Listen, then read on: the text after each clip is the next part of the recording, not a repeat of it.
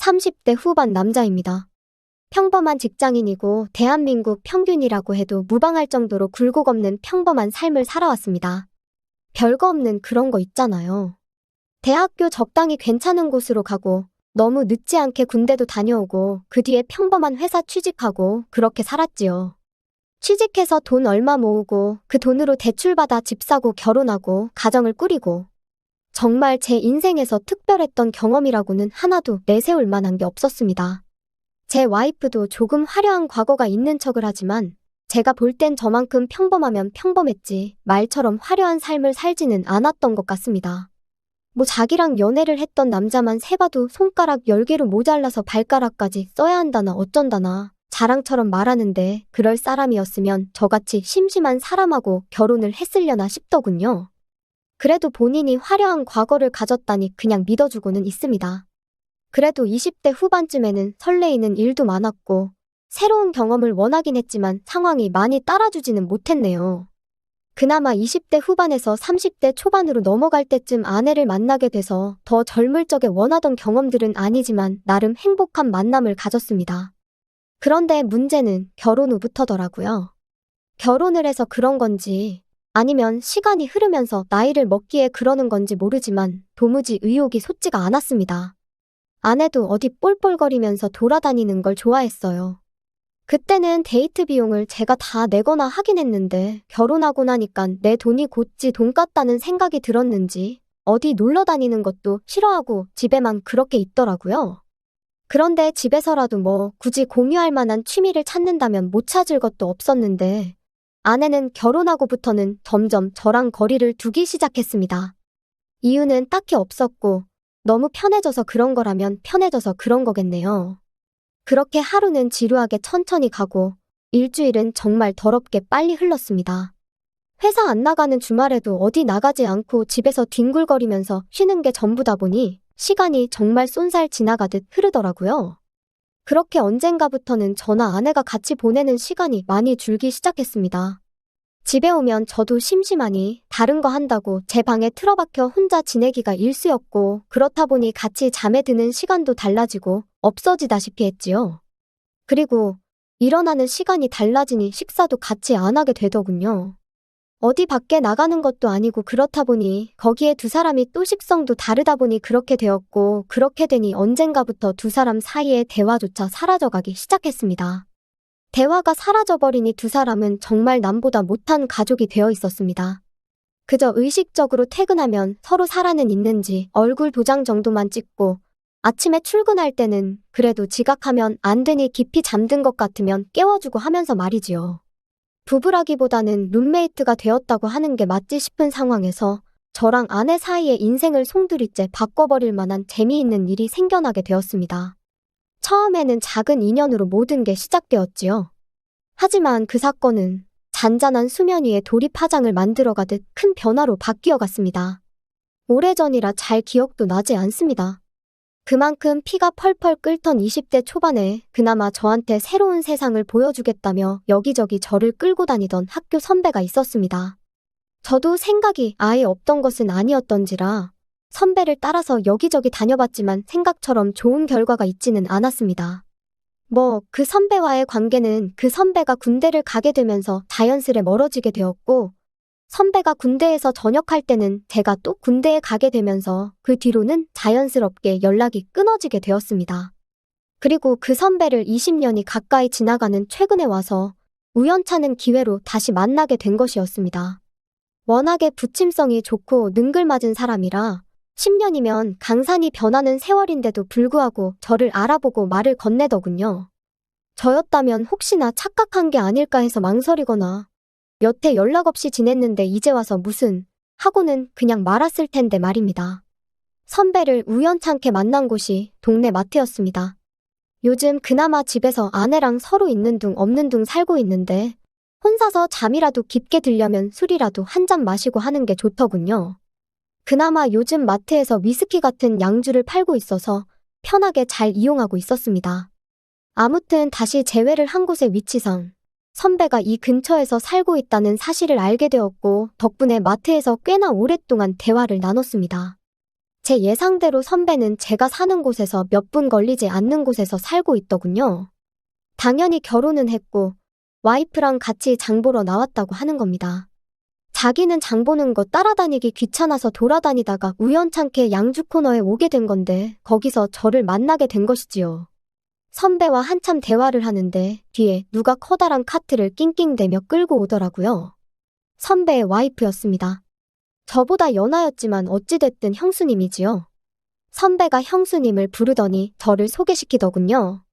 대학 시절에 저만큼 영리하고 말 잘 듣는 후배가 없었다면서 짧은 시간 같이 지낸 것밖에 없는데 저에 대한 걸 꽤나 아직도 잘 기억하고 있는 모습을 보니까 감동스럽기까지 했습니다.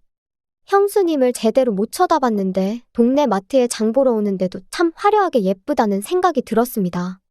저랑 3살 차이 나는 선배지만 형수님은 저보다 6살이 연하였으니 거의 10살이나 차이 나는 와이프를 얻은 방법이 뭐였나 궁금하더군요.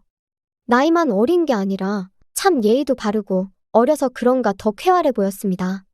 저랑 간단히 인사를 끝내고 이제 자기도 장을 볼 거 다 봤다고 하면서 가자고 하는데 두 사람이 나란히 걷는 모습을 한참 동안이나 뚫어져라 쳐다봤습니다. 걸어가면서 장난도 치고 사이가 참 좋아 보이더군요. 사이좋은 두 부부가 멀어지는 모습을 보니 여러 가지 생각이 들었습니다. 저도 저랬던 적이 있었던가 싶기도 하고 선배 말로는 결혼한 기간이 저랑 판이하게 차이가 나는 것 같지 않은데 어찌 저 두 사람은 저렇게 좋은 사이를 유지할 수 있는가 싶기도 하고 말이지요. 그리고 다시 선배로부터 연락을 받게 된 건 얼마 지나지 않아서의 일입니다. 당연히 선배가 먼저 연락을 해왔네요. 선배는 제가 먼저 연락을 할 줄 알았는데 기다리다가 숨 넘어가겠어서 연장자인데도 자기가 먼저 했다며 예전 저를 대하듯이 장난 섞인 말로 저를 나무라더군요. 집도 가깝다 보니 멀리까지 가서 만날 필요도 없었습니다. 선배가 자주 가는 바가 있다고 해서 거기서 만나게 되었지요. 양주 한 병 시켜놓고 둘이서 이야기를 나눴습니다. 그러다 제가 술이 많이 들어가서 그랬나 선배한테 비법 좀 알려달라고 했어요. 선배는 무슨 소리를 하는 건가 하는 표정으로 무슨 비법이 필요하느냐 하더군요. 그래서 현재 저랑 제 와이프가 처한 상황에 대해서 이야기를 했습니다. 선배는 제 이야기를 한참 듣더니 이유가 뭔지 알겠다는 듯한 말투로 오래돼서 그렇구만 하면서 당연한 거니 크게 걱정할 필요 없다고 하더군요. 부부라면, 특히나 우리처럼 아이가 없는 부부라면 당연히 겪게 되는 상황이라고 하면서요. 애 없다고 언제까지 애인처럼 지낼 수 있었겠냐고 하면서 새로운 자극이나 경험이 있으면 자연스레 사라질 일이라고 하더군요. 처음엔 그게 무슨 소리인가 했습니다. 그때까지만 해도 선배가 무슨 이야기를 하는 건지 몰랐어요. 일단 선배는 자세한 이야기는 나중에 가면 자동적으로 알게 될 테니 크게 신경 쓰지 말고 일단 부부 동반으로 만날 자리나 한번 만들어보라 하더군요. 얼마 지나지 않아서 선배와 함께 자리를 만들었는데 세상이 참 좁다는 게 무슨 말인지 와닿는 사건이 있었습니다. 제 선배가 아내가 말했던 자기의 화려한 과거와 연관이 돼 있을 줄은 몰랐습니다. 알고 보니 선배가 제 아내와 과거의 연인 사이였다는 사실을 알게 되었네요. 선배도 몰랐던 일이고 아내도 제가 선배와 같은 학교 출신인 건 알았지만 너무 다른 두 사람이다 보니 직접적으로 연관이 돼 있을 거라고는 상상조차 하지 못했답니다. 부부 동반 모임이었는데 사실 저는 선배와 같이 놀고 여자들은 여자들끼리 즐거운 자리를 원했는데 자리는 그렇게 돌아가지 않았습니다. 오히려 선배와 제 와이프가 오랜만에 둘이서 옛날에 연애한 이야기를 하면서 의기투합을 하더군요. 덕분에 저랑 나이 어린 형수님은 꺼다 놓은 보릿자루 마냥 자리에 있는 사람인 듯 없는 사람인 듯 그냥 술잔만 비우고 조용히 있었더랬죠. 그나마 술이 좀 들어가기 시작하니 형수님이 저한테 먼저 이런저런 이야기를 건네주기 시작했습니다. 처음에는 뭐 자기 남편이랑 어떻게 알게 되었냐부터 모임 나오기 전에 오빠한테 이야기를 어느 정도 듣고 나왔다 하면서 평범한 이야기만 주고받았습니다. 둘이서 이야기를 나누고 있었지만 솔직히 조금 불편하기는 했습니다. 좋은 선배이긴 하지만 아내의 옛 연인이었다는 사실을 알고 나니 그동안 연락 안 하고 지낸 것도 있고 영 껄끄럽더라고요. 아내는 처음에는 뭔 부부 동반 모임이냐며 그렇게 질색을 하고 분위기 봐서 중간에 일찍 나오겠다 하더니 벌써 술을 몇 잔이나 마신 건지 싶더군요. 잘 마시지도 못하는 술인데 그것도 독한 위스키를 얼음도 없이 저렇게 벌컥벌컥 마시는 아내의 모습은 처음이었습니다. 한참 형수님하고 대화를 나누느라 신경을 안 썼는데 아내가 선배와 엄청 가깝게 앉아있는 모습을 보았습니다. 가까이 앉는 게 문제가 되는 건 아니지만 우연찮게 예전에 우리 둘이 뭘 어떻게 하고 저떻게 했다 하면서 잘 맞았는데 하면서 요즘 부쩍 그때 생각이 난다는 대화를 주고받는 것까지 듣게 되었지요. 그때부터 자꾸 신경이 쓰이기 시작하더라고요. 그래서 아내한테 정신줄 좀 차리라고, 암만 예전 애인이었을지 몰라도 지금은 남남이고 남편의 선배이고 거기에 결혼한 남자라는 눈치도 줄 겸해서 헛기침을 하면서 자리에서 일어났습니다. 화장실 좀 다녀오겠다고 하고 가게에서 나왔는데 아내는 제가 나가든 말든 별로 신경도 쓰지 않는 눈치더군요. 술도 깰 겸해서 밖에 찬 공기 좀 맞으러 나와 있으니 가게 문이 열리고 인기척이 들려왔습니다. 돌아보니 형수님이 나오더라고요. 괜히 제가 형수님까지 눈치를 보게 만든 건가 싶었는데 형수님이 그런 게 아니라 두 사람이 너무 잘 맞아서 자기가 끼어들 자리가 없다며 자기도 답답해서 나온 거라고요. 형수님도 티는 내지 않았지만 옛 연인하고 의기투합해서 다른 곳은 신경도 쓰지 않는 남편을 보니 싱숭생숭 했나 봅니다. 그래서 둘이서 찬 공기를 맞으며 가만 서 있었는데 1분도 지나지 않았는데 너무 어색해지더라고요. 그래서 그냥 형수님한테 이만 들어가자고 말을 했는데 형수님이 저한테 저 두 사람 방해하지 말고 우리 둘이서 따로 시간을 좀 보내는 게 어떻겠냐는 거예요. 처음에는 아내를 골려줄 생각으로 그러자고 했습니다. 왜냐하면 저는 당연히 따로 시간을 보내자는 게 뭐 근처 포장마차라도 가서 우리끼리 따로 2차나 하자는 말인 줄로만 알았어요. 그런데 택시를 타고 도착한 곳이 다른 곳이 아니라 선배가 사는 아파트더군요. 제가 조금 껄끄러워하는 모습을 보이니 요 근처에 괜찮은 곳도 없고 집에 양주 좋은 거 들어온 게 있어서 그거나 마시자고 집으로 온 거라 합니다. 안주로 할 만한 치즈랑 견과류도 있고 그렇다고요. 선배하고 제 와이프가 밖에서 양주 마시고 있는데 우리가 암만 자리를 피한다고 해도 소주에 우동 같은 거 먹으면 손해보는 기분이 들지 않겠냐며 설득을 하더군요. 집에 들어가니 인테리어도 요즘 감성으로 잘 꾸며놓고 TV도 엄청 크고 잘 사는 듯 보였습니다. 여러모로 선배의 삶이 내 삶보다 나은 것 같아 부러운 생각이 들더군요. 그 열등감 때문인지 술이 몇 잔 더 들어가고 은근슬쩍 제 옆자리로 가까이 다가와 앉는 형수님을 거절하지 못했습니다. 못했다기보단 저는 술이 몇 잔 들어갔어도 정신이 또렷한 상태였으니 거절하지 않았다고 하는 게 더 맞는 말이겠지요. 아내와도 벌써 마지막이 언제인지 기억이 안 날 정도로 까마득한데 오랜만에 느낀 그 온도는 세상 무엇하고 비교할 수 없었고 더군다나 제 평생 아내 말고는 다른 여자는 몰랐던 저에게는 새로운 세상이 열리는 듯 했습니다. 하지만 이내 몰려드는 죄책감에 내가 무슨 짓을 한 건가 후회부터 들기 시작하더군요. 형수님 입장에서는 재미 다 보고 정신 차려 도망가는 비겁한 행동처럼 보이긴 했겠지만 이대로는 안 되겠다 싶어서 한참 그 여운을 떨쳐내기도 전에 가봐야겠다며 자리에서 일어났습니다. 그런데 형수님은 저를 뜯어 말리더군요. 이건 실수가 아니라고 하면서 말이죠. 지금 집에 가봐야 좋을 거 하나도 없을 거라나요. 그게 무슨 소린가 했더니 애초에 처음부터 남편이 그러니까 선배가 부부 동반으로 만나서 저희를 도와주겠다고 한 소리가 애초부터 이걸 목적으로 물어봤다는 겁니다. 저를 도와주고 싶다는 목적도 있었겠지만 한편으로는 선배도 선배 나름의 재미를 찾기 위함이었던 거지요. 그리고 애초에 이 상황은 저만 제외한 모두가 암묵적으로 합의를 한 상황이었던 겁니다. 제가 이미 바에서 자리를 박차고 나왔을 때 밖에서 찬 공기 쐬고 정신 좀 차리겠다고 했던 순간에 세 사람은 이미 이렇게 하자고 이야기가 끝난 상황이었다는 거죠. 그리고 형수님이 저를 데리고 집으로 가기만 하면 제 와이프랑 선배는 둘이서 저희 집으로 향하기로 이미 말이 끝난 상황이었다는 거죠. 그리고 되도록이면 긴 시간을 보내기로 했으니 도중이나 마찬가지인데 지금 돌아가봐야 선배랑 아내가 붙어먹는 꼴만 제 눈으로 보게 될 뿐 아니겠냐고 하는 겁니다. 그러면서 형수님이 그렇게 해도 재미는 있겠다고 하더군요. 머리속이 새하얗게 돼서 무슨 소리들을 하는 건가 했는데 형수님도 똑같았다고 합니다. 나이차 10살이나 나는 부부인데 세대 차이 때문에 둘이 잘 통하지도 않고 선배 쪽에 문제가 있어서 이쪽 집도 아이 없이 지내게 되었다더군요.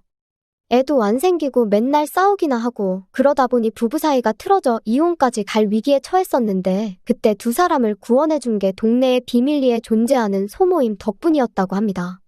서로가 새로운 재미를 찾고 즐거움과 만족을 얻게 되니 싸우는 일도 현저히 줄고 행복해졌다는 이야기지요. 그리고 저희 또한 그 단계나 마찬가지니 똑같은 치료법을 알려준 거라고 합니다. 그리고 지금은 혼란스럽겠지만 아마 좋아할 거라고요. 그 말을 한번 두고 보자 하고 있었습니다. 다음 날 아침이 돼서 선배 집에서 나와 집으로 향했습니다. 다행히 집에 가니 아내만 혼자 있을 뿐 선배의 모습은 보이지 않더군요. 그리고 놀라운 변화가 있었습니다. 아내가 먼저 저한테 점심을 먹자고 하면서 뭘 먹고 싶냐 물어보더군요.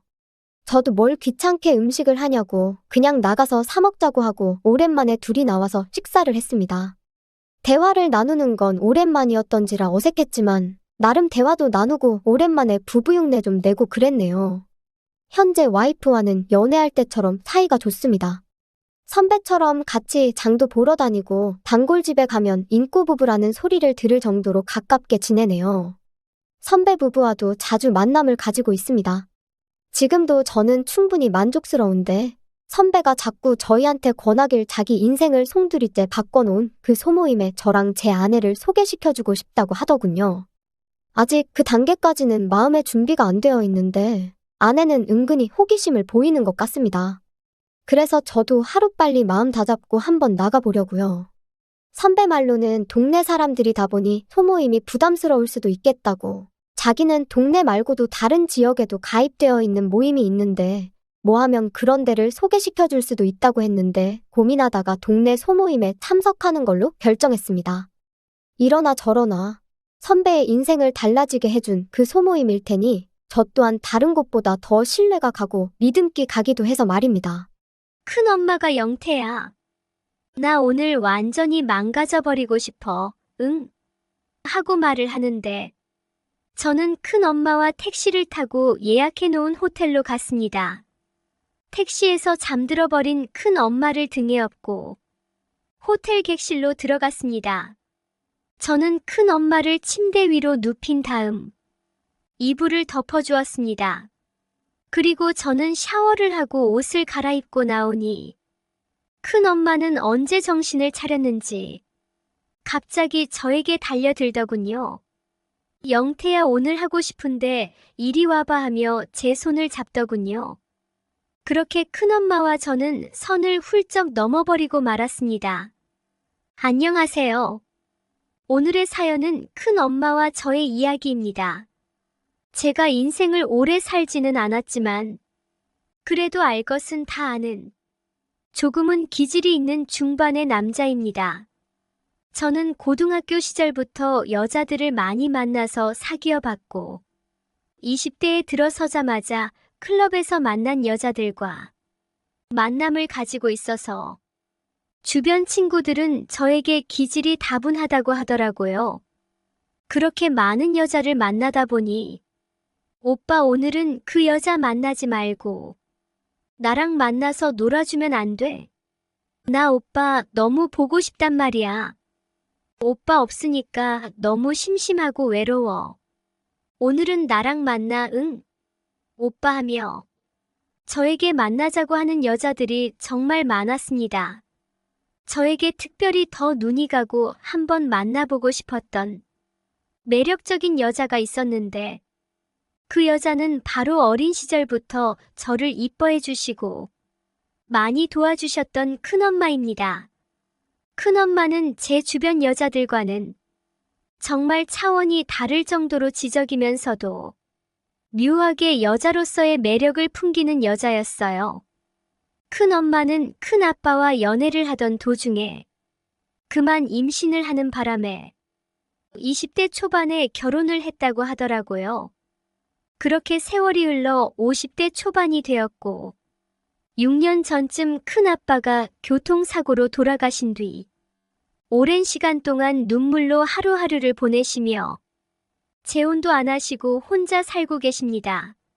지금은 어느 정도 많이 좋아지셨는지 한 번씩 저를 만나게 되면 영태야, 네 큰아빠 돌아가시고 절대 다른 남자 안 만난다고 생각했었거든. 근데 세월이 지나니까 남자가 점점 그리워지는 거 있지. 너무 외로워서 하시면서 영태야, 어때? 주변에 연상 좋아하는 친구나 형 없어?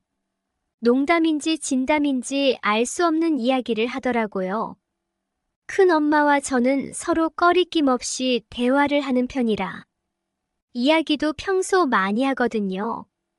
큰엄마가 하는 말에 저 역시 알 수 없는 아리송한 대답을 해주었습니다. 남자 멀리서 찾지 마요. 여기 남자 있네요. 내가 우리 큰엄마 남자친구 돼주면 되지 안 그래요? 하고 말을 하니 큰엄마는 전혀 내색 없이 그것도 좋은 생각이라며 제 허리를 툭툭 치는 겁니다. 평소와는 다른 손길에 그때부터 큰엄마에게 더 눈길이 가기 시작한 것 같아요. 큰엄마는 50대 초반이지만 굉장히 세련되었고 요가와 운동을 했기 때문에 탄력 있는 몸매를 갖고 있어요. 게다가 제가 좋아하는 눈매를 가졌어요. 성격 역시 시원시원하니 큰엄마 주변에 있는 남자들이 큰엄마와 해보려고 해도 눈이 높은 건지 아니면 마음에 드는 남자가 없어서인지 절대 넘어가지 않더라고요. 그런 큰엄마에게 딸이 한 명이 있는데 대학교 기숙사에 들어가 있으니 큰엄마는 혼자 살고 계셨고 혼자 있을 때는 늘 심심하거나 무섭다는 이유로 저를 불러내 같이 밥도 먹고 한 번씩 팔짱을 끼고 데이트도 합니다. 누가 보면 정말 연인 같다고 생각할 정도로요. 저의 엄마가 큰엄마와 이렇게 다니는 거 보기 안 좋다고 주의를 몇 번 주시긴 했는데 큰엄마와 저는 서로 부끄러워하거나 어색한 게 하나도 없었기에 그런 주의는 무시하였고 점점 더 과감해지기 시작했습니다. 서로 말로 표현하지 않아도 몸으로 하는 행동으로만 봤을 때 서로에 대해 어떤 생각을 하고 있는지 알 정도였어요. 저는 언제부턴가 큰엄마가 측은하기도 하고 언젠가 큰엄마의 외로움을 달래줘야겠다는 생각을 하기 시작했습니다. 그러나 너무 섣불리 혼자 생각했다가 잘못되면 안 된다는 생각에 더 눈치만 보고 있었던 것 같아요. 큰엄마 역시 조카인 저를 남자친구처럼 생각하고 있는 것 같았습니다. 그러다 보니 큰엄마가 여자로 보이기 시작하더군요. 하루는 주말에 할 일 없이 집에서 TV를 보고 있었는데 큰엄마가 저의 집으로 찾아왔더라고요. 같이 밥을 먹자고 하며 큰엄마가 들고 온 초밥을 먹기 시작했는데 큰엄마는 밥 먹다가 갑자기 저에게 이 초밥 맛있지? 예전에 친구랑 같이 먹었는데 너무 맛있는 거야. 나중에 남자친구 생기면 꼭 같이 먹고 싶었거든. 영태와 같이 먹으니까 너무 좋다. 너 같은 남자 있으면 지금이라도 당장 관계해도 괜찮은 것 같은데 나는 이렇게 영태의 남자다운 이 손이 너무 좋아하고 말을 하더군요. 갑자기 들어온 큰엄마의 행동에 조금 당황하긴 했지만 그럼 나랑 같이 할래요? 근데 난 큰엄마 조카인데 괜찮으려나 하며 애매하게 대답을 해주었습니다. 서로 누군가 제대로 고백해주길 바라는 눈치였어요. 그렇게 그날도 평소처럼 애매한 대화만 주고받고 말았습니다. 이렇게 큰엄마와 사이가 가까워지다 보니 언젠가는 큰엄마와 더 깊은 관계로 발전할 것 같은 예감이 들기 시작했어요. 기회가 오면 제대로 끝내야겠다는 생각을 하고 있던 어느 날, 큰엄마는 너무 답답하다며 저에게 제주도 여행을 같이 가자고 하더라고요. 그때 큰엄마는 건들면 터질 것 같다는 예감이 들기 시작했어요. 거절할 이유도 없었기에 큰엄마와 3박 4일로 제주도 여행을 가게 되었습니다. 영태랑 이렇게 여행 오니 너무 행복하다. 게다가 이렇게 손잡고 걸어 다니니까 꼭 연인 같아 하고 말을 하는데 그 말을 한 큰엄마가 너무 사랑스러워 보이더군요. 우리 오랜만에 회에 소주나 한잔 할까요? 아가씨 하며 분위기를 띄워주었습니다. 아가씨라는 말에 큰엄마는 소녀 마냥 웃으며 좋아하더군요. 우리는 근처에 있는 횟집에서 회와 은갈치를 먹으며 술을 서로 주고받기 시작했습니다. 큰엄마는 술에 취하니 내가 지금 술 먹어서 그런가. 우리 영태 오늘 보니까 진짜 남자로 느껴진다. 한번 안겨봐도 되지 하시면서 제 곁으로 와서 자기를 이 외로움에서 구해줄 남자를 못 찾겠다며 대신 이 넓은 등에 기대고 싶다고 말을 하는 겁니다. 완전 대놓고 저한테 조카와 큰엄마 사이를 그만하자는 말인 거죠. 그제서야 큰엄마의 속마음을 제대로 알게 되었고 저 역시 살짝 알딸딸한 상태에서 큰엄마 내가 이 넓은 등 줄 테니까 나랑 한번 해보지 않을래요? 말을 하였고 큰엄마는 눈을 크게 뜨더니 제가 그런 말을 할 줄 몰랐다고 하는 겁니다. 그러면서 술을 조금 더 먹어본 뒤 생각해보겠다고 하며 연거푸 술을 마시기 시작했습니다. 그리고 30분 정도 지났을 무렵 큰엄마는 갑자기 영태 오빠 자기야. 나 오늘 완전히 망가져버리고 싶어 응? 하고 말을 하는데 저는 큰엄마와 택시를 타고 예약해놓은 호텔로 갔습니다. 택시에서 잠들어버린 큰엄마를 등에 업고 호텔 객실로 들어갔습니다. 저는 큰엄마를 침대 위로 눕힌 다음 이불을 덮어주었습니다. 그리고 저는 샤워를 하고 옷을 갈아입고 나오니 큰엄마는 언제 정신을 차렸는지 갑자기 저에게 달려들더군요. 영태야 오늘 하고 싶은데 이리 와봐 하며 제 손을 잡더군요. 그렇게 큰엄마와 저는 선을 훌쩍 넘어버리고 말았습니다. 정말 너무 좋았습니다. 큰엄마도 우리 영태 최고라며 좋아하더군요. 그리고 더 해달라고 하여 3번을 더 했습니다. 저는 40대 중년 여성으로 부유한 가정에서 태어나 별 어려움 없이 살아가고 있습니다. 결혼도 남들이 부러워할 정도로 하였습니다. 서로가 바쁘다 보니 저는 늦게 임신을 하게 되었어요. 남편이 정말 좋아했으나 나는 그렇게 바라던 임신이 아니었습니다. 우선 나는 아들, 딸들을 키우는 것보다 회사 일하는 것이 더 재밌고 적성에 맞았거든요. 회사 일하면서 업자들 만나고 친구도 만나고 그런 것이 좋았지. 자녀를 키운다고 방콕 신세 지는 것을 별로 좋아하지 않았습니다. 그러나 결혼을 하였으니 가정을 이어나가려면 아들, 딸이 있어야 하는 것이니 저는 기분 좋게 태교도 하면서 미래에 대한 꿈을 키워 나갔습니다. 점점 배가 부르고 잘 키워야겠다는 생각에 어쩔 수 없이 남편과 한방을 쓰지 않았습니다. 남편도 직장일로 허구한 날 바쁘다는 핑계로 술을 마시고 오더니 나와는 한마디 말도 없이 직장에 사표를 내고 개인 사업을 시작하더군요. 나는 돈보다는 명예를 중요시하였기에 직장에 더 다니길 바라는데요. 그 일로 인해 남편과 심하게 다투었습니다. 그러던 어느 날 남편이 외도한다는 걸 듣고 도저히 억울해서 잠을 잘 수가 없었습니다. 그래서 남편의 외도 현장을 목격하고 증거를 잡았습니다. 처음에는 남편이 잘못을 인정하고 다시는 안 그러겠다고 했으나 시간이 지나도 외도는 그칠 줄 몰랐어요. 그래서 나도 이혼하기로 결심을 했습니다. 그러자 남편도 더 이상 어쩔 수가 없었는지 우리는 합의 이혼을 하였죠. 난 조용한 저층 연립주택으로 이사를 와서 혼자 살았습니다.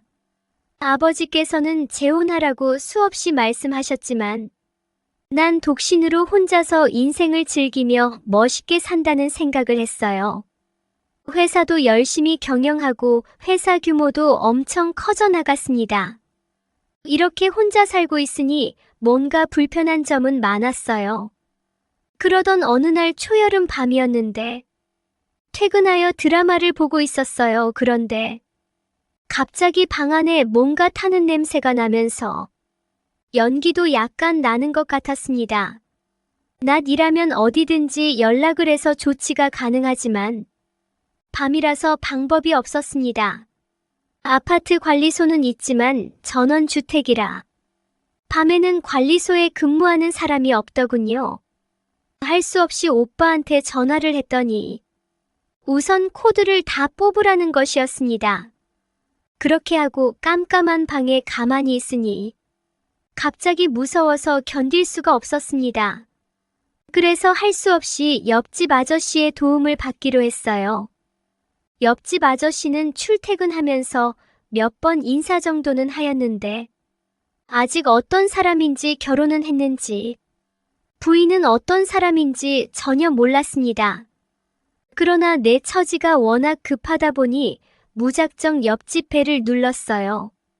그때가 밤 10시쯤 되었는데 누구세요?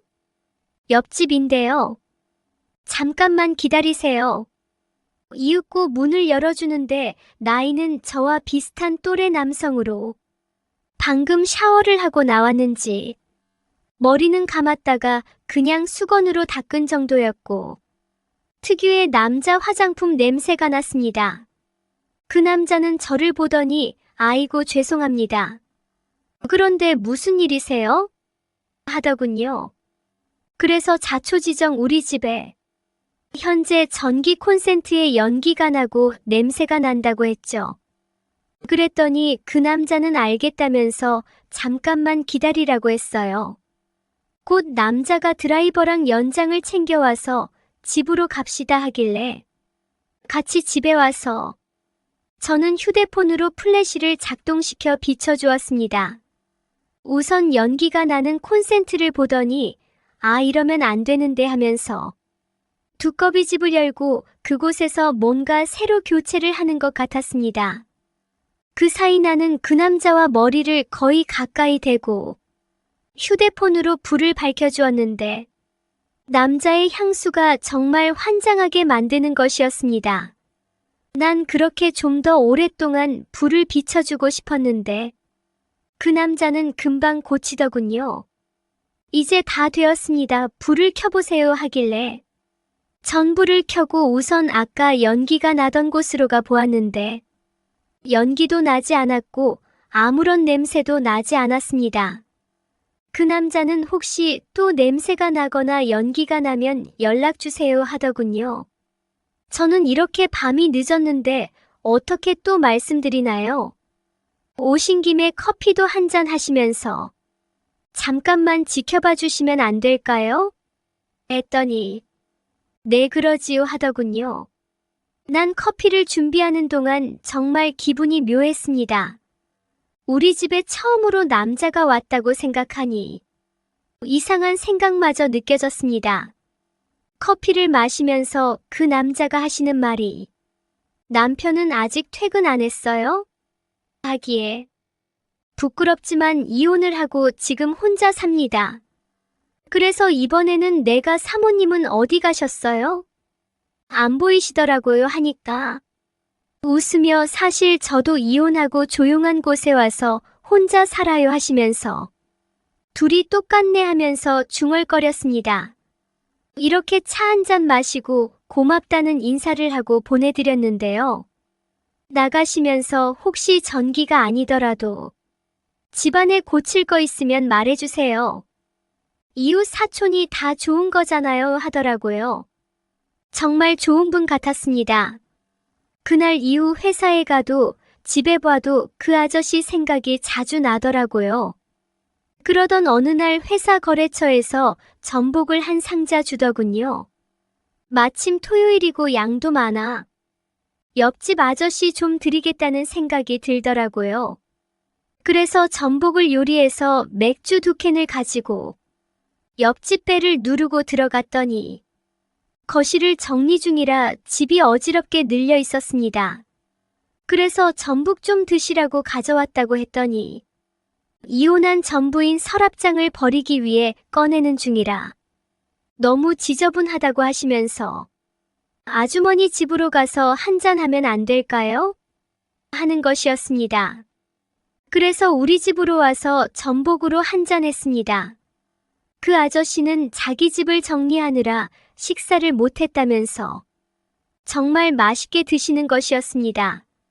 맛있게 먹는 걸 보니 너무 보기 좋았어요. 그리고 아저씨가 땀을 너무 많이 흘리기에 난 급히 에어컨을 틀어주려고 전원을 눌렀습니다. 그런데 에어컨이 또 안 되는 것이었어요.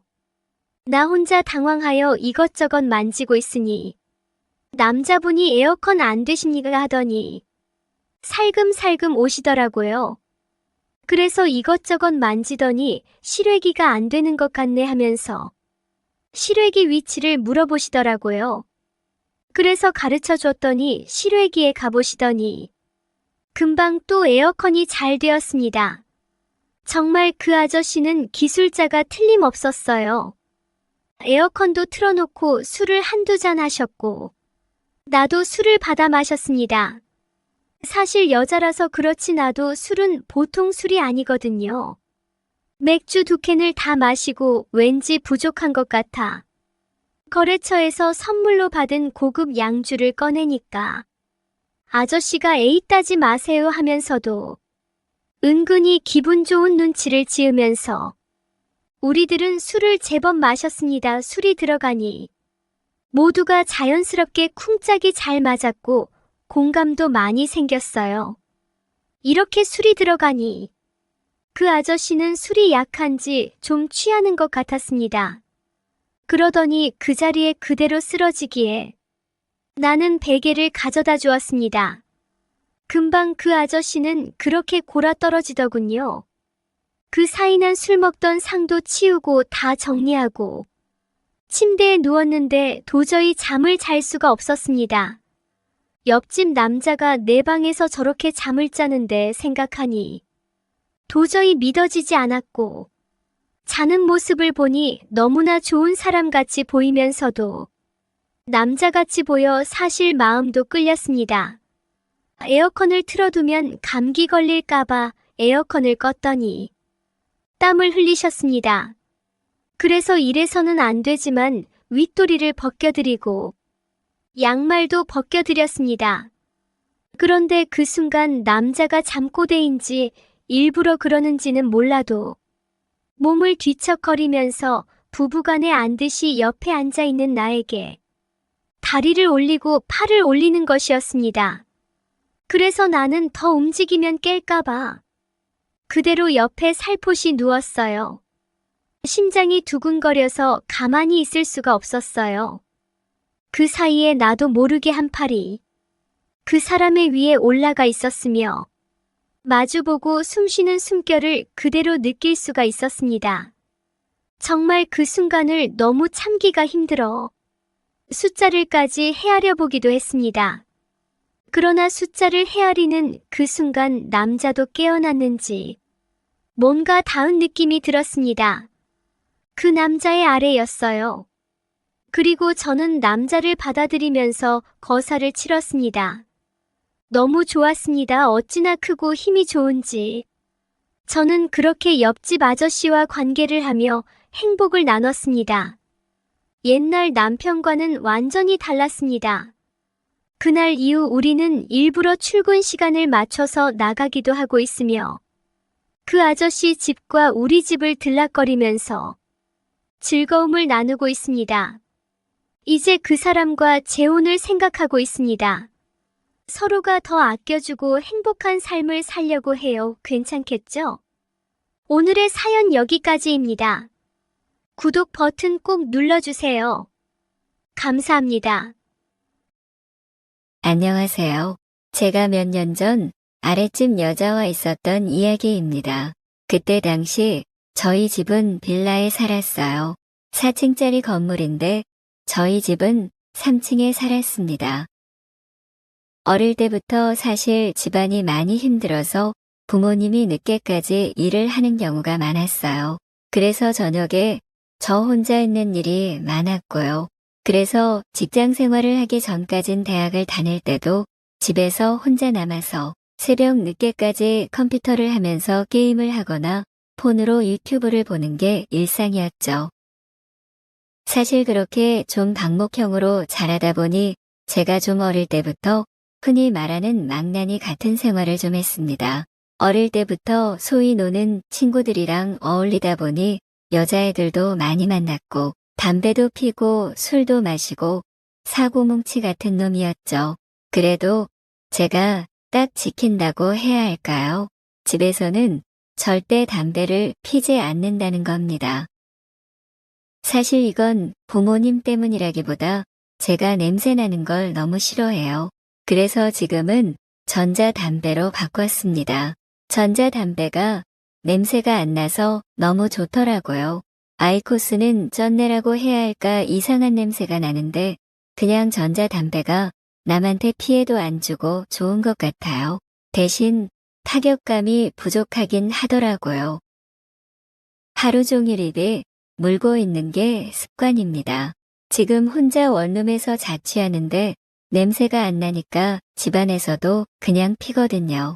근데 타격감이 없으니까 하루 종일 물고 있는데 건강에는 더 안 좋을지 모르겠습니다.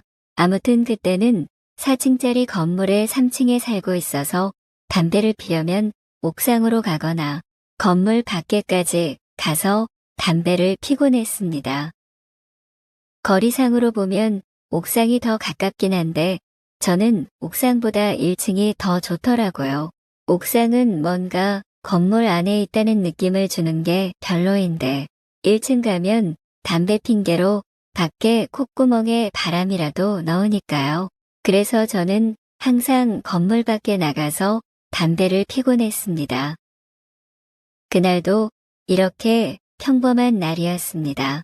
부모님은 언제나처럼 일을 하셨고 저는 집에서 혼자 띵가띵가 게임하면서 놀고 있다가 담배를 피려고 나왔습니다. 언제나처럼 1층으로 가려고 계단을 내려가는데 뭔가 검정 실루엣이 있는 거예요. 그래서 속으로 뭐지 귀신인가 큰일 났다.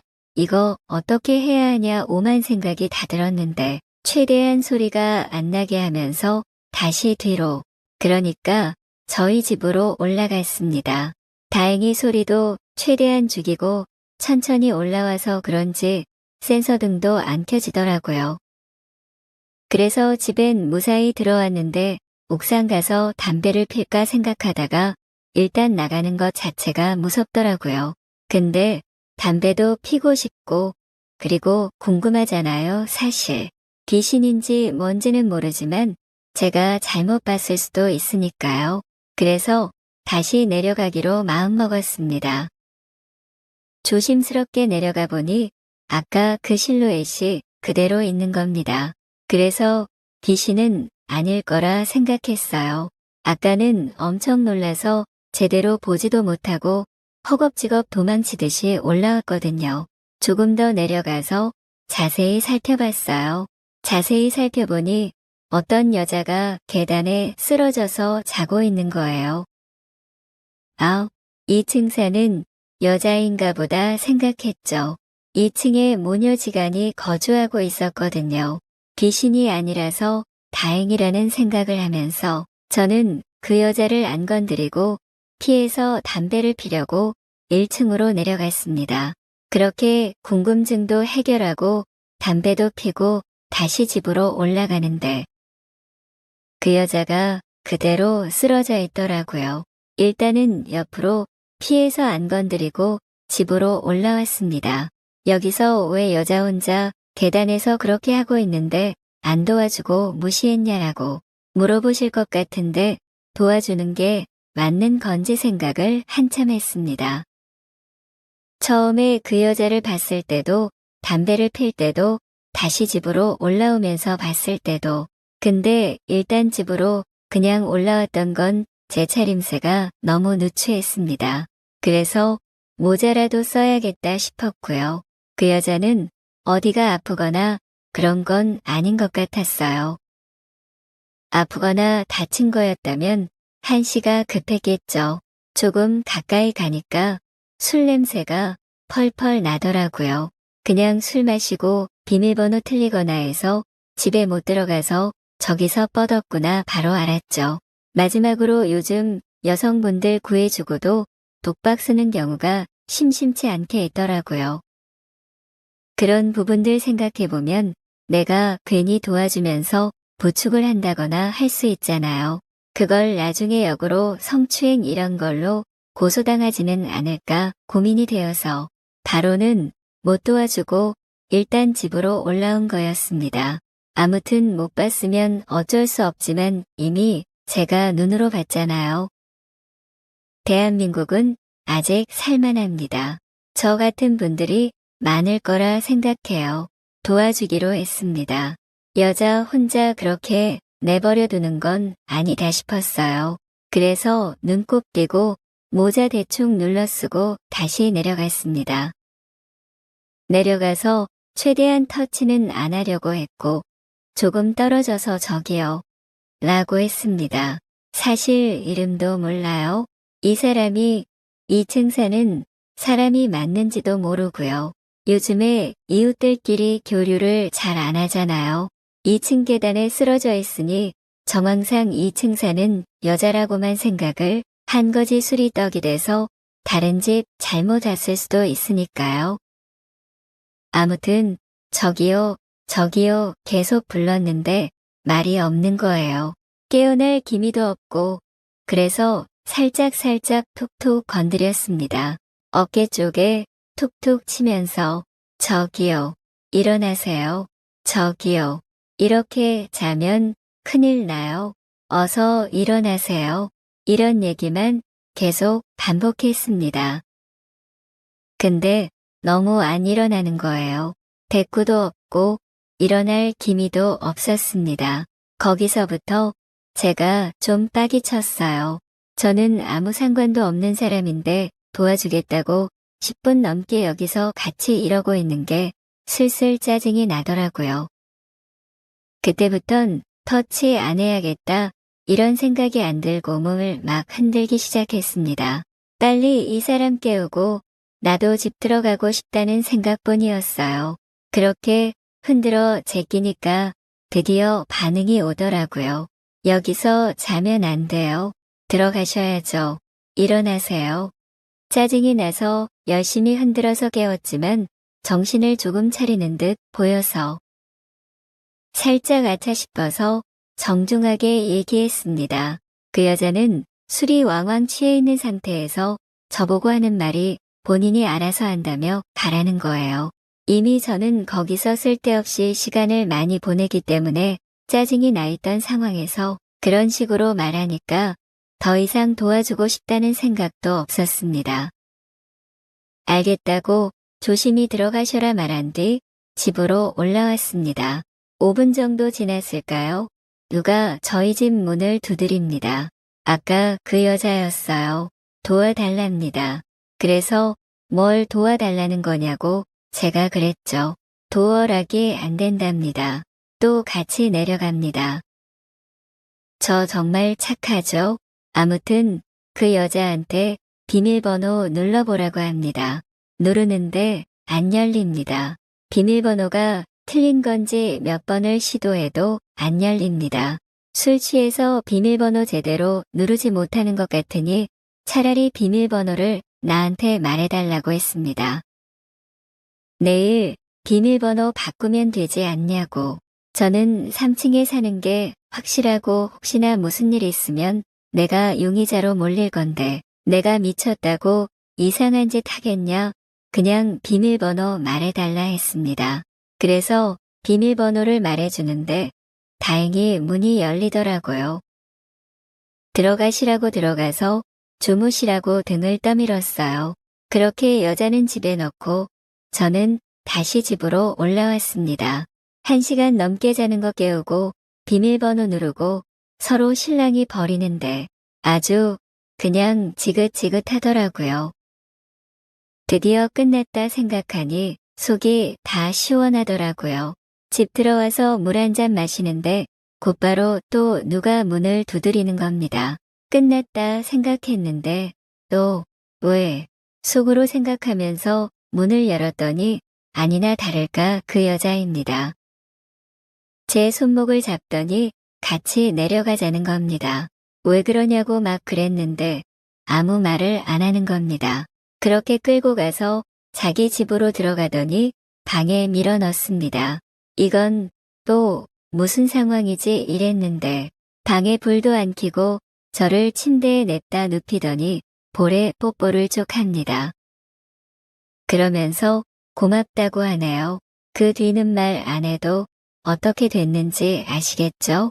그렇게 해피타임을 보내고 그대로 그곳에서 잠들었습니다. 다음날에 일어나 보니 그 여자는 출근한 건지 없더라고요. 그냥 집에 아무도 없었습니다. 쪽지나 이런 것도 없었고 교류가 없었기 때문에 당연히 번호도 모릅니다. 집주인도 없는 집에 계속 있으면 안 될 것 같아서 일단 저희 집으로 올라갑니다. 그날이 아랫집 여자와 처음이자 마지막 인연이었습니다. 그 후 한 달 정도 뒤에 아랫집이 이사를 간다고 하더라고요. 원래 그냥 서로 아예 모르는 남남이었기 때문에. 그리고 그날 이후로도 서로 연락을 취하려는 시도도 없었기 때문에 우리는 처음 만난 날이 마지막으로 본 날이 되었습니다.